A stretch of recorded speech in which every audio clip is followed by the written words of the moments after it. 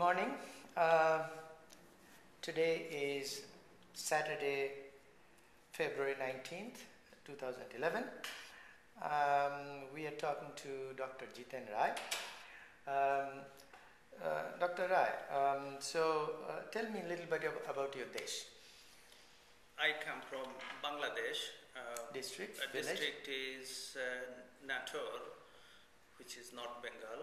And I have been in Bangladesh all my life. I studied at Dhaka University, and then I was teaching there for 3 years. What subject? In physics. Okay. Then I came to USA. What year? In 1981. Okay. And for higher studies, and I did my PhD. From where did you? At University of Albany. Okay. And then I started my career in medical physics, and I'm working right now as a medical physicist in Queen's Hospital. Great. Isn't that nice? So tell me about how big or small was the village? How was the village like? Village is big, quite big, populated mostly by Hindu community. Again, the name of the village?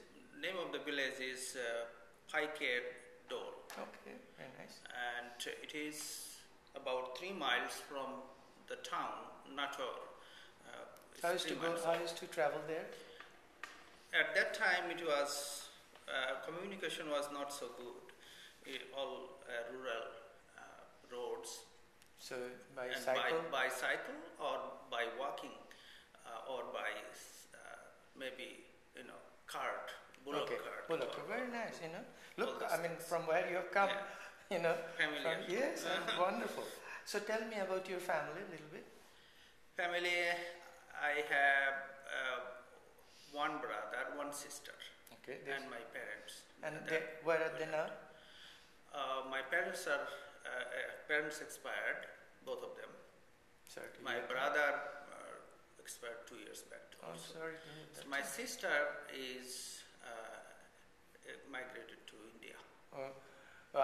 Which year approximately? She migrated, I believe, after I came to USA. So it will be somewhere around 1983. Okay. So is there anybody left in the back home?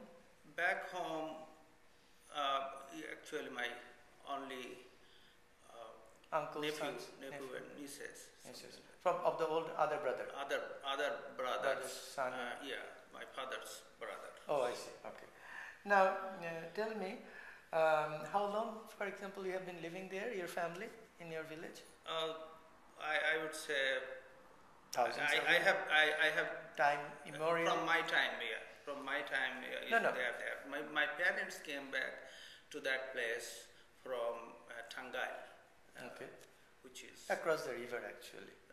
Across Jamuna River. Yeah. So they migrated from there, and then that will be before partition. Before that is before partition, right? Okay. And your father used to be. My father was a school teacher. Okay. My school, I used to go to the same school, primary school, and he was the headmaster of that school. Now, why did you, for example, your sister migrate to India? Any idea? That it is for the same reason. They did not feel safe, and they felt that bringing up their children there is not going to be easy, and they were feeling some kind of pressure to leave that place because of different kind of persecutory activities from the neighboring villages. Do you know anybody who was threatened, harmed? They did not physically threaten them, but the social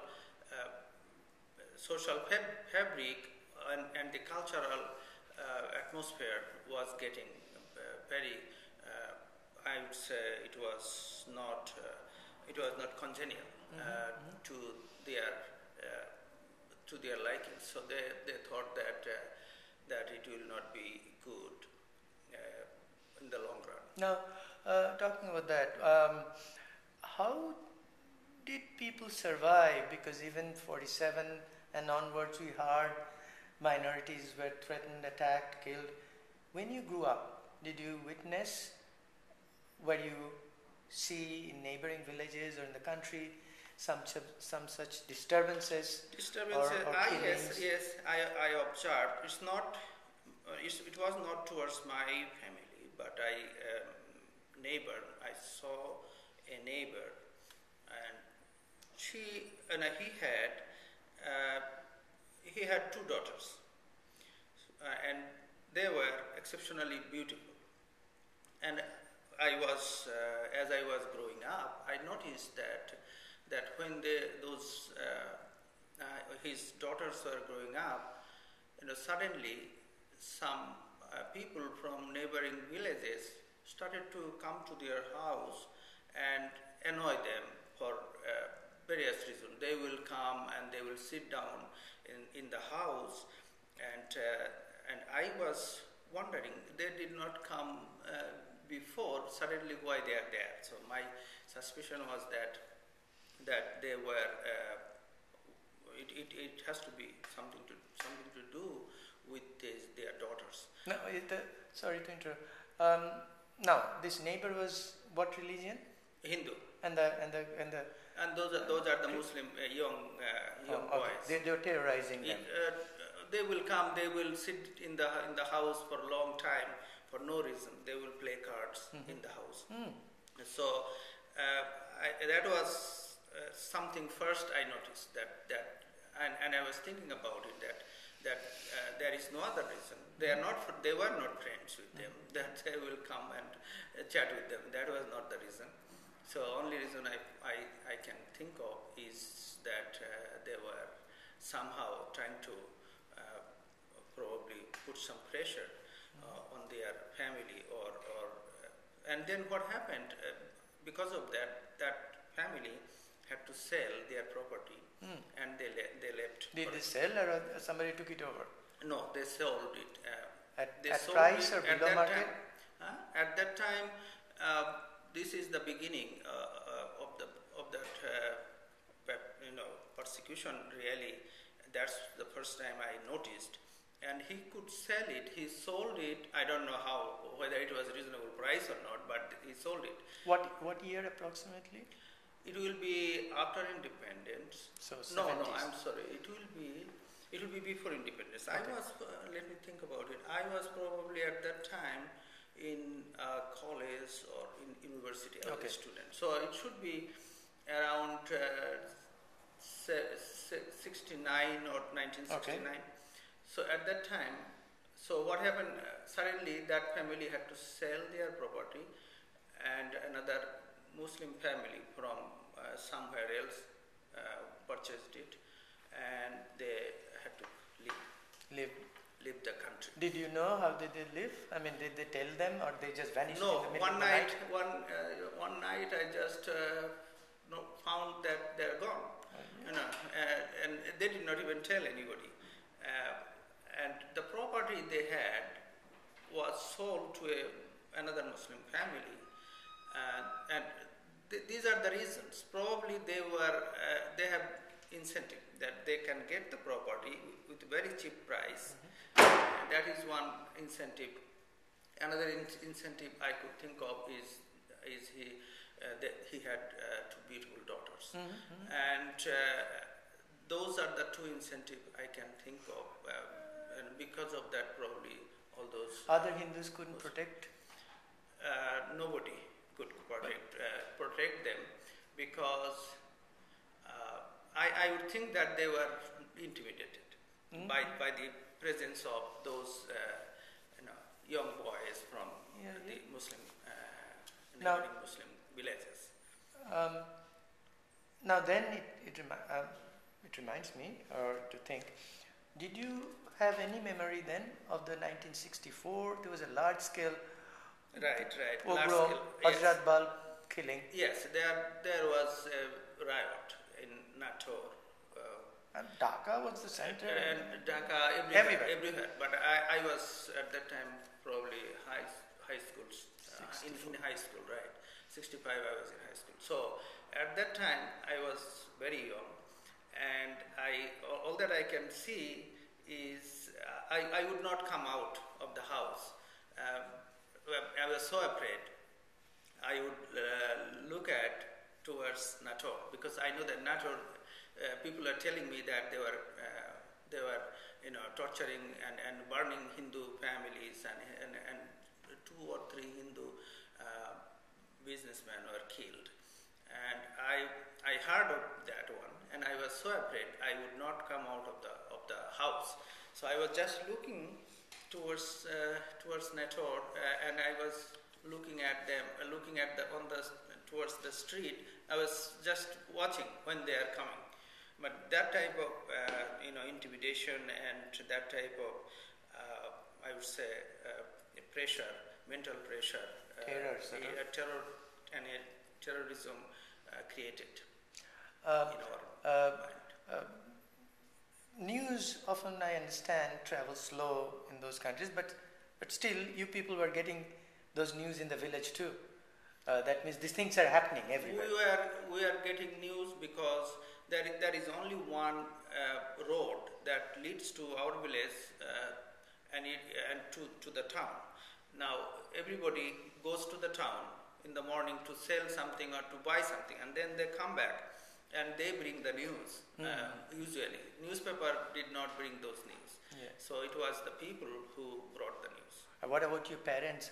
What was their thinking? They used to stay all night awake, and all villagers they used to take turn to protect and to watch. At night they would just watch around the village and by turn all night. No. And that idea was that if they see something is coming towards them or somebody is coming to them, they will let others know, and then they could hide themselves, or they could flee. Now, quite close to that, in a few years came 71, Bangladesh liberation.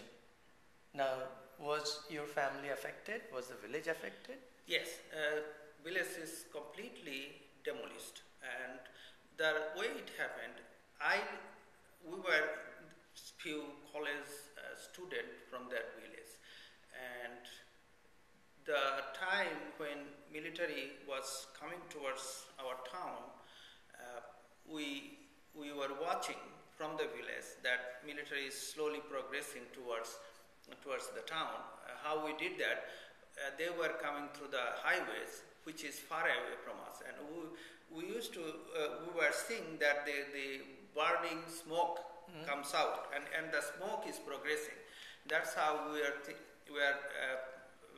are measuring the progress of the military. Military was coming towards the town, and we saw slowly those smoke. As they were coming, they were burning houses, and I don't know what else they were doing, but then all that we were hearing is gunfire and the burning smoke in the sky. So I found that the smoke came all the way to the town from the village, and that's how I know that military has reached the town. And then this is the Pakistan military.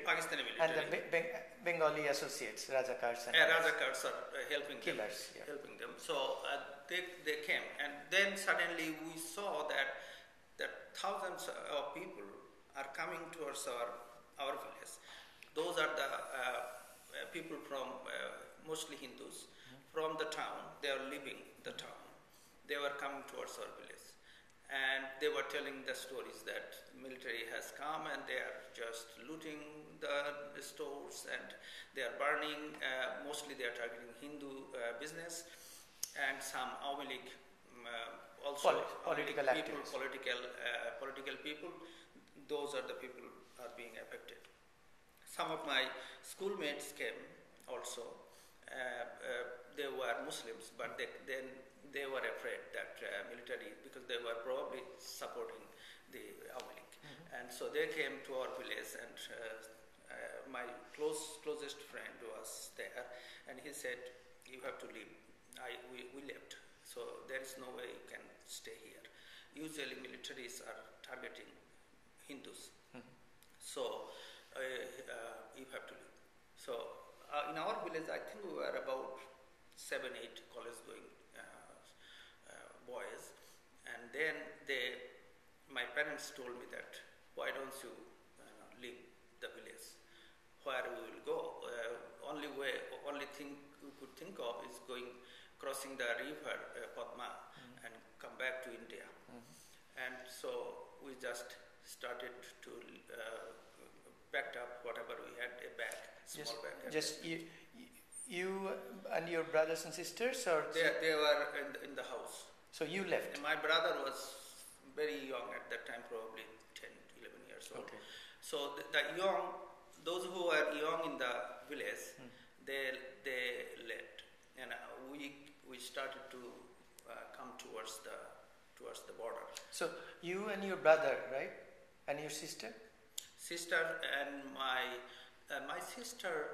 Let me think. My sister was at that time married, and she was living in a nearby village. Okay. But she was married.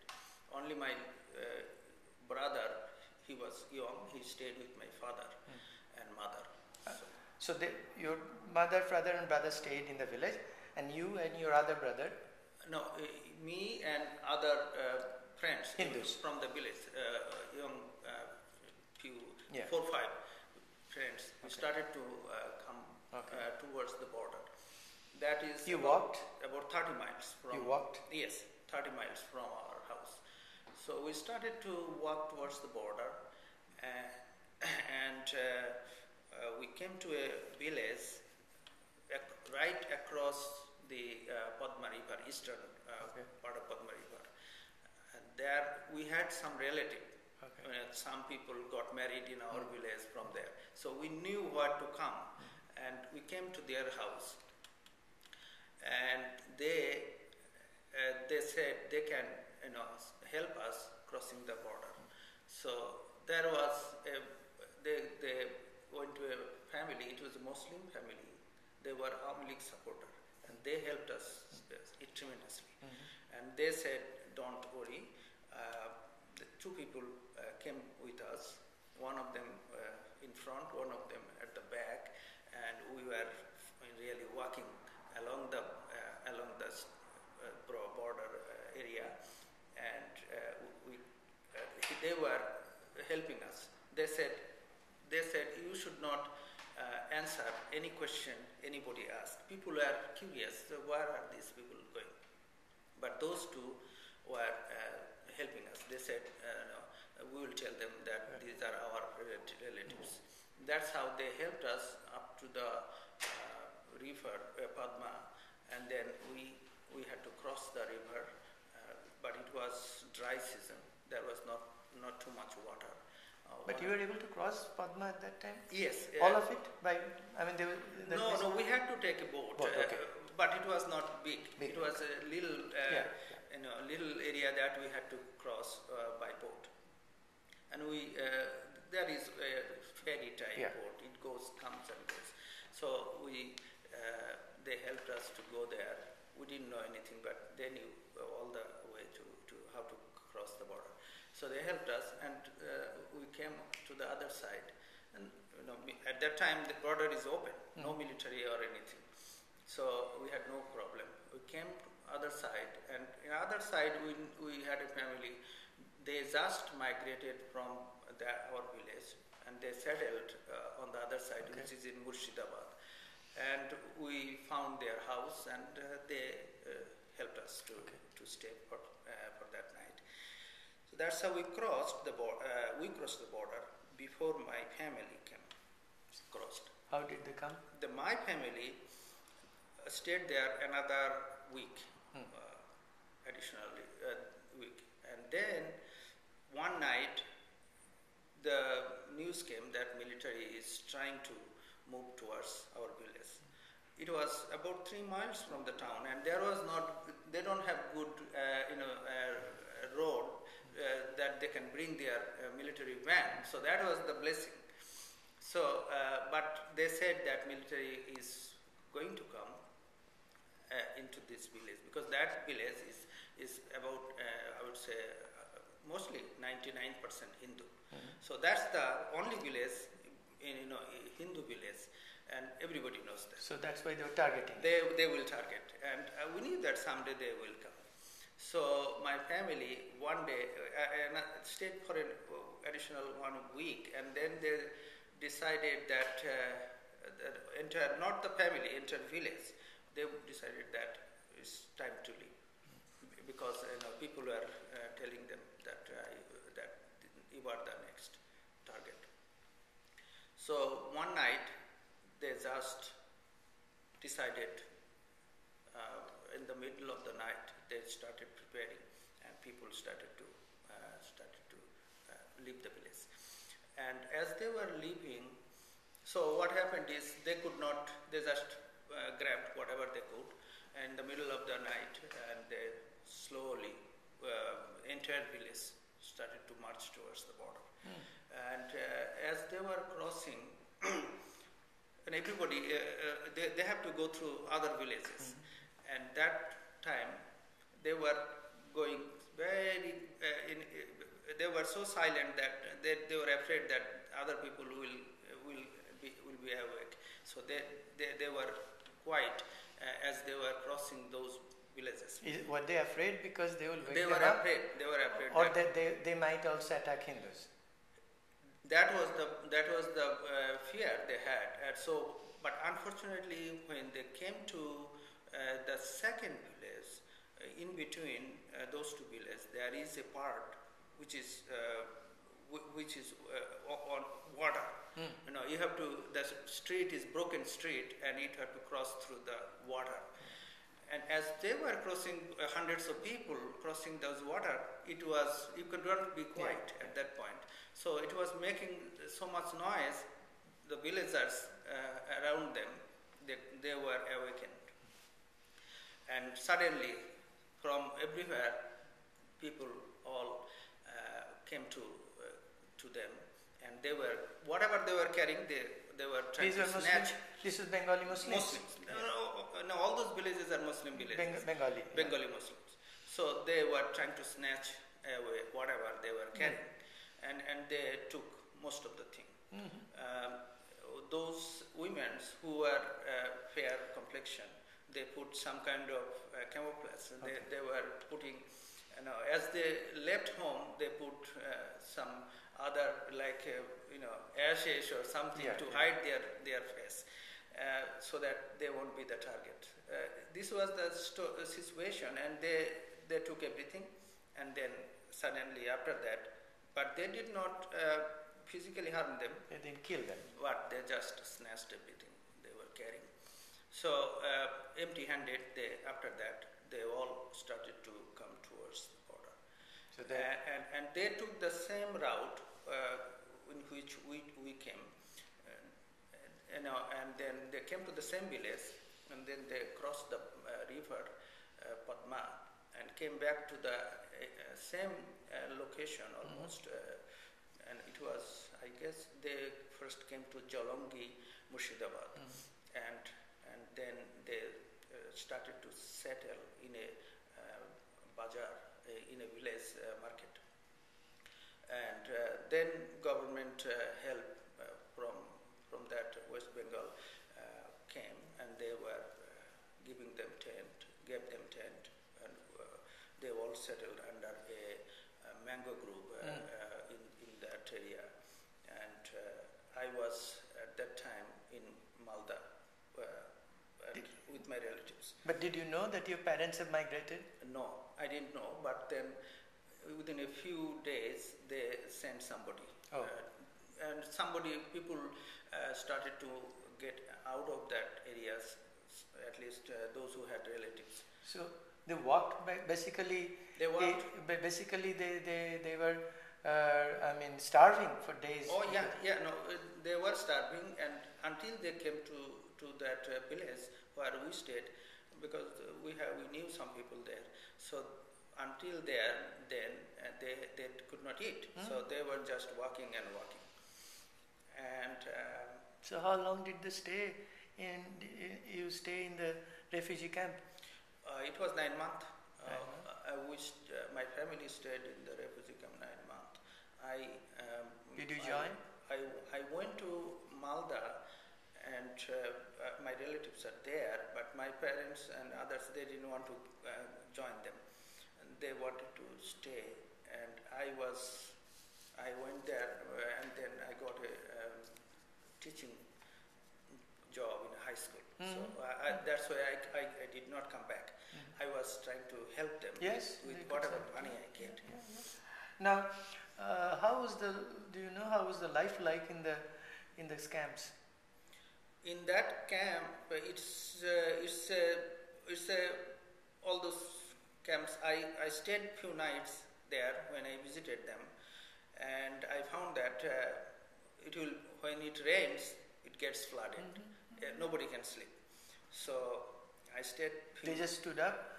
Because they will just sit down until the sun comes, and they could not sleep because that place gets. What month approximately was that they came? That will be. It was pretty rainy. I would say monsoon season. So must be June, July, August. Yeah. It will be middle of the year. Yes. So it's middle of the year. So it was heavily raining. And one night I was there, and suddenly in the middle of the night rain came, and we all had to sit down and wait for the sun. Where did you sit? Because did you have any furniture? No, chairs? No. Just squatted? Just squatting? Just find a can or something? Dry spot, because water is coming from other direction, and you find whatever you have, maybe middle of some place or wherever is suitable location. But there is no enough room for to lie down in that situation. So then how did they return? How did you return back? Then when it was, I think after the independence, everybody heard that Pakistani soldiers surrendered, and once they heard it, they just started to move back. March back. Yeah, they wanted to come back, and some of them right away came. But my family stayed for few days after the independence, and then they started to come, and I joined them, and my relatives over there, they asked me to stay back. One of them said, "No, you stay here. I will." Support your study and education, but I did not feel like staying there. Now, what was when you returned back? How was the village like? When we came to the village, your home. After the train, we had to come. We took a train ride for 2-3 stations. Then it came to our station. We got off. And then we suddenly started to come towards our village. We could not see anything. It's a plain land. Oh my gosh. The entire village, only thing you can see is the paddy field, and you can see some mustard seed plants and all those things. Totally raised. But no house, nothing. The houses are all raised, and the houses are all gone, demolished. Nobody can recognize which one is whose house. Because all those landmarks are gone, the trees are all gone, nothing is there. So they had to start from somewhere. When we came to our house, only thing was there, and I looked at that. My house was untouched at that time, because that house, everybody liked it, and one guy occupied it during the whole period, and he protected it. He's a Muslim guy? Yeah, Muslim guy, yeah. He used to work in our house. Did he give the property back? He used to work in our house, and he said it's my house now. So he protected it.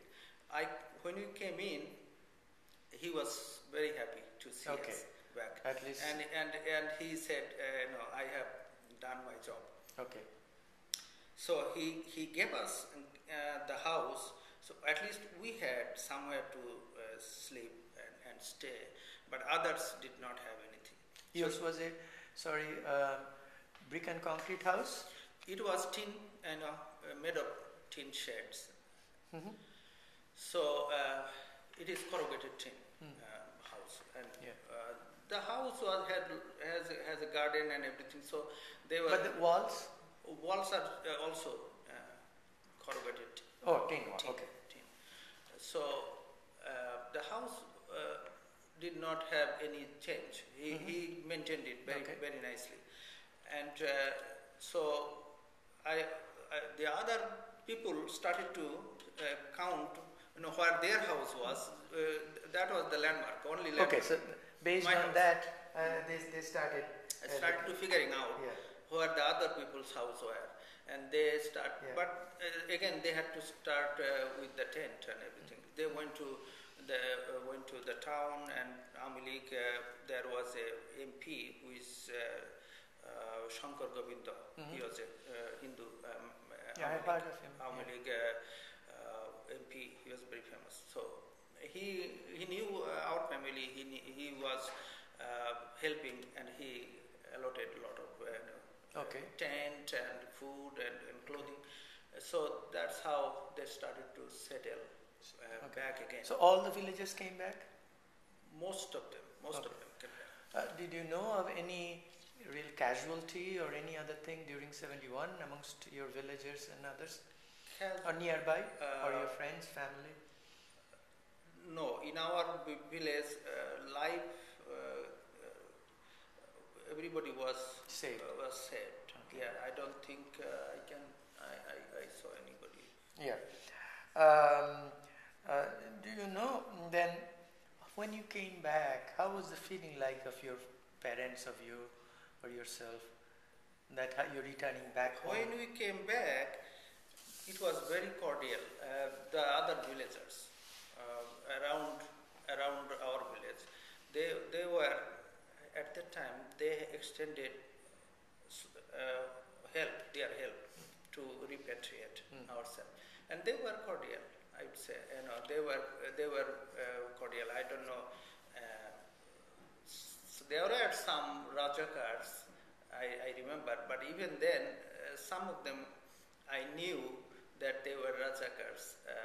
But when we came back, maybe they were afraid. I don't know. But they were so friendly with us, and they were helping us also. The Razakars, meaning the Bengali killers, who sided with Pakistan, who supported the Pakistani and also military. Yeah. They were helping us, and I guess out of fear. Yeah. Now, have you gone back, visited your village since then? Yes. After that, after you came here, let's say. Oh, after I came to USA, I have been there twice. Yes. How does it feel like? That village is, right now. After that, that's another story. After that, those villagers are no longer there. None of them. Probably 5-6 family is there in that village. That everybody from that village left. During for India. That even after Bangladesh, if you ask me, I will say that after independence, the communal feeling and the persecution increased. I would say in Pakistani period, when we were a small kid, I found that it was the atmosphere and the relationship with the Muslim community were better than after Bangladesh. First time after independence, I heard that in town there was a Durga Puja, and for the first time that Durga Puja temple were ransacked, and they broke those deities, and they put beef in there. This was cow flesh. This is the first time it happened in the town, and that was during Bangladesh, Bangladesh period, not in Pakistan period. Yeah, so this is a real contradiction. Also, can I ask? So, see, on both sides, and why did Muslims from Bangladesh, from West Bengal, for example, stayed back, and why can't Hindus in Bangladesh stay? Cannot stay. Cannot stay. Yes, that is the story we have to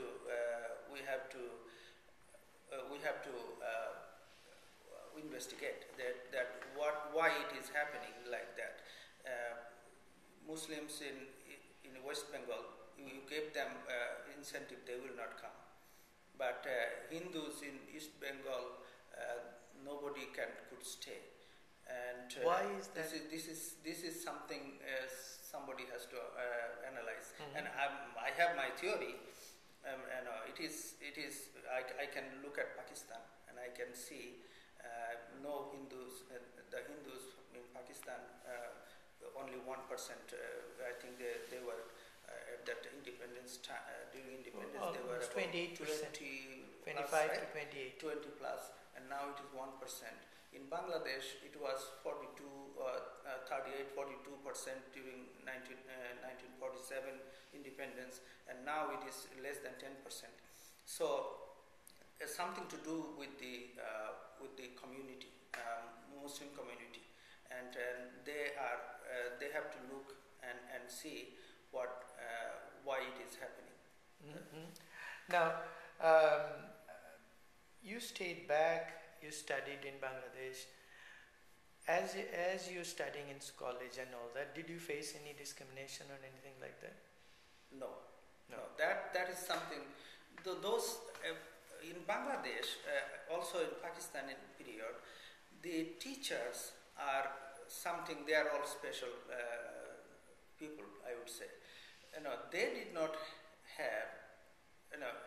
In my school, college, university, I have never seen any teacher who will discriminate, and they did not. And even they were.